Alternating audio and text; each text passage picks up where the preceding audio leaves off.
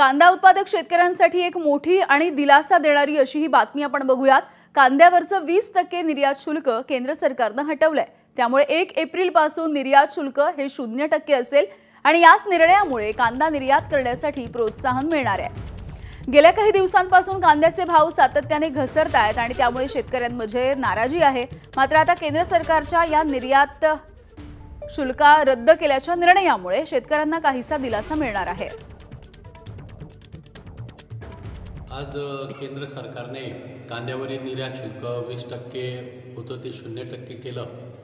ही बातमी कळाली त्याबद्दल केंद्र सरकारचे आभार मानतो।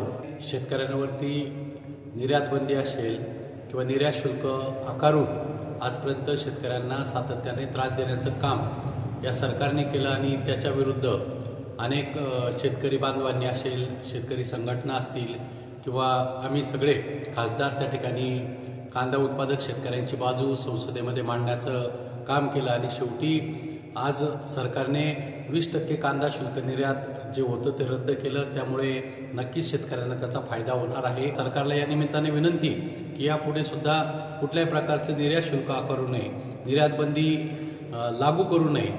सरकारने 1 एप्रिल पासून निर्यात शुल्क माफ केले असून त्यामुळे बाजारात कांद्याचे पडलेले भाव सावरायला मदत होईल। यापुढे पुन्हा निर्यात शुल्क लागू नये यासाठी सरकारकडे मी विनंती करतो आणि तो निर्यात शुल्क लागणार नाही याची कटाक्षाने काळजी आम्ही सर्वजण मिळून घेऊ अशी मी सर्व शेतकरी बांधवांना ग्वाही देतो। आज खऱ्या अर्थाने शेतकऱ्यांसाठी आणि माझ्या कांदा उत्पादक शेतकऱ्यांसाठी आनंदाची गोष्ट, सरकारने उशिरा का होईना 1 एप्रिल पासून जो कांदा उत्पादक शेतकऱ्यांसाठी 20% निर्यात शुल्क हटवण्याचा जो निर्णय घेतला त्या निर्णयाचे मी प्रथमतः स्वागत करतो। दरम्यान माजी केंद्रीय राज्यमंत्री डॉक्टर भारती पवार यांनी सुद्धा प्रतिक्रिया दिली आहे, बघूयात। जो कांद्यावरचा 20% निर्यात शुल्क होता तो रद्द करण्यात आलेला आहे आणि 1 एप्रिल पासून हा पूर्णपणे निर्यात शुल्क रद्द झालेला आहे।